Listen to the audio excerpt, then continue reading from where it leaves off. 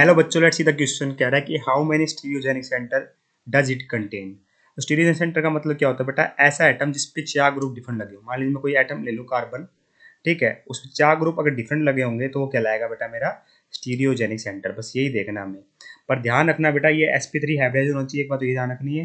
दूसरी बात, वो एबल भी होना चाहिए आर और एस कन्फिगरेशन शो करने के लिए। जो ब्रिज हेड कार्बन होता है बेटा, वो हमारी आर और एस कन्फिगरेशन शो नहीं कर पाते, इस बात का ध्यान रखना। जिसमें से बात करूँ बेटा, इस पे तो 2 हाइड्रोजन सेम लगे हुए हैं।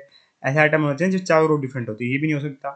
अगर इस कार्बन आइटम को देखो बेटा, इस कार्बन आइटम को, तो इस पे देखोगे सी डबल बॉन्ड लगा है इस साइड, इस कार्बन पे आगे CH2 ग्रुप लगा हुआ है और एक हाइड्रोजन भी है, तो इसका मतलब ये स्टीरियोजेनिक सेंटर है। सेम बेटा ये भी, यहाँ ऑक्सीजन है, ऊपर कार्बन है, यहाँ भी कार्बन है, ऊपर कार्बन पे हाइड्रोजन है, यहाँ कार्बन पे फिर कार्बन है, इसका मतलब ये भी स्टीरियोजेनिक सेंटर है, एक हाइड्रोजन होगा।